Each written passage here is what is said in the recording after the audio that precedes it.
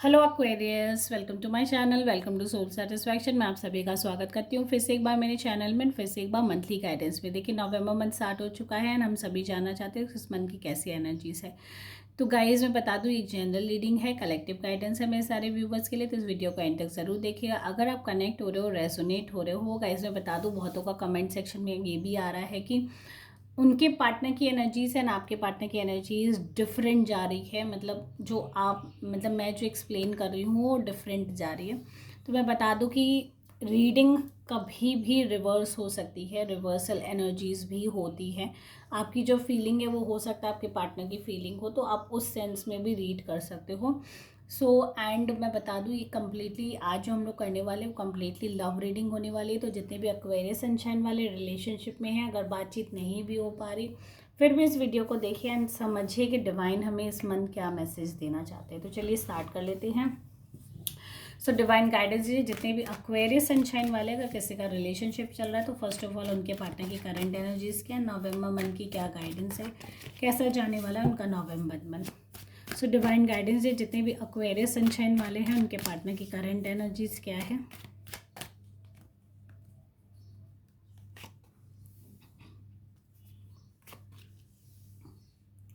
देखिए, the justice का card है, द फूल की एनर्जीज यहाँ मुझे नज़र आ रही है, साथ ही साथ 4 ऑफ स्वॉर्ड्स। ठीक है, उनको लगता है बहुत ज़्यादा फ्री माइंडेड हो, चीज़ों को बहुत ही लाइटली लेते हो, कैजुअल हो लाइफ में। ठीक है, एंड जस्टिस भी यही इंडिकेट करता है कि उनको कहीं ना कहीं आप पे ट्रस्ट नहीं है। हो सकता है कि आप अपनी दुनिया में इतने ज़्यादा इन्वॉल्व हो, इतने ज़्यादा बिजी हो सकता है उनको उतना वक्त नहीं देते हो, अपनी मुताबिक रिलेशनशिप को चलाते हो। तो उनकी एनर्जीज यही है। अगर आप कार्ड की भी एनर्जीज देखो तो कहीं ना कहीं वो उस इस रिलेशनशिप से एक जो हैप्पीनेस जो होती है ना, एक जो रिलेशनशिप में होने के बाद, वो कहीं ना कहीं उस आपके साथ होते हुए भी अकेला महसूस करते हैं। बिकॉज द फूल की एनर्जी देखिए, बंदा अपनी मस्ती में अपनी दुनिया में जा रहा है, साथ ही साथ फोर्स और स्वाच की एनर्जी से मतलब कहीं ना कहीं आप अपनी चीज़ों में इन्वॉल्व हो, अपने आप में, या अपना मी टाइम में आप रहते हो। रिलेशनशिप को जितना वक्त देना चाहिए हो सकता है उतना वक्त आप नहीं देते हो। तो फिलहाल उनकी एनर्जीज यही है कि कहीं ना कहीं से हम लोग दोनों के रिलेशनशिप में एक बैलेंस्ड है, एक संतुलन आए, सारी चीज़ें पहले जैसे हो सकता है। इनिशियली आप लोग का रिलेशनशिप अच्छा चल रहा हो, दोनों जगह गिव एंड टेक वाला एक रिलेशनशिप जो होता है वैसा चल रहा हो, बट फिलहाल की एनर्जीज यही कहती है कि हो सकता है कि आप अपनी चीज़ों में इतनी ज़्यादा इन्वॉल्व हो, अपने आप में, मतलब आपका सारा टेंशन सिर्फ अपनी चीज़ों में ही रहता है, अपने आप को पैम्पर करना या जो भी है, अपनी मस्ती करना या ट्रैवल करना। तो कहीं ना कहीं आपके पार्टनर नेग्लेक्टेड फील करते हैं एंड वो सोचते हैं, वो ये भी फील करते हैं कि मुझे मेरे रिलेशनशिप में वो एक ट्रस्ट, एक बैलेंस्ड और एक सेटिस्फैक्शन मिलना चाहिए। तो वो सारी एक्सपेक्टेशंस वो रखते हैं आपसे एंड वो सोचते हैं कि चीज़ें हम लोग दोनों के बीच में सॉर्ट आउट हो जाए, जो भी अननेसेसरीली का डिस्टर्बेंस है।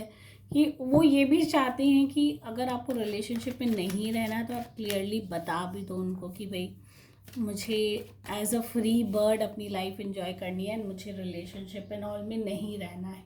तो ये सारे डिलेमा में हो सकते हैं कि उनको थोड़ी सी डिफ़िकल्टी हो रही हो रिलेशनशिप के इश्यूज़ को लेके।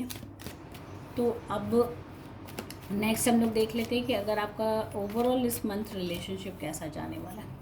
तो डिवाइन गाइडेंस जितने भी एक्वेरियस सनशाइन वाले हैं, उनका रिलेशनशिप इस मंथ कैसा जाने वाला है, क्या एनर्जी से नवंबर मंथ की क्या गाइडेंस है।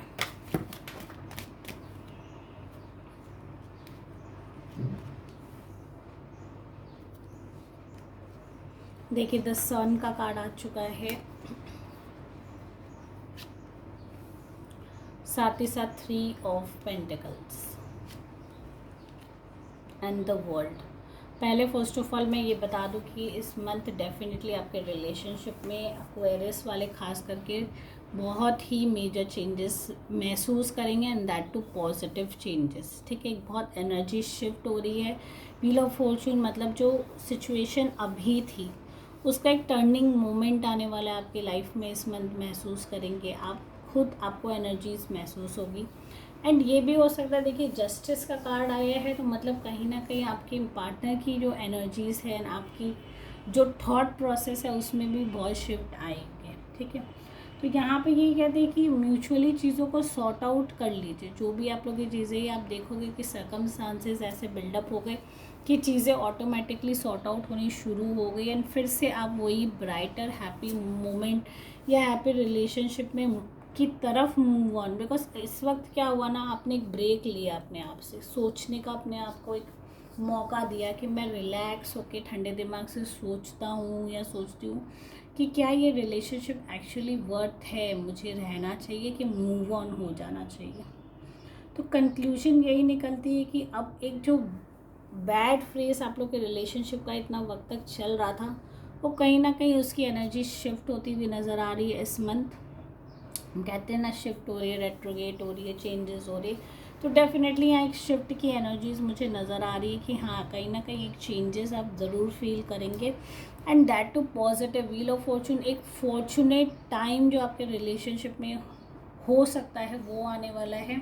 साथ ही साथ 3 ऑफ पेंटिकल्स है, मतलब कहीं ना कहीं आप लोग दोनों मिल के अगर एक दूसरे से एक्चुअली एक दूसरे को सुनते हो, सबसे बड़ी बात है सामने वाला अगर कुछ कह रहा है तो हमें उनको इक्वल मौका देना चाहिए सोचने समझने का, सुनने का।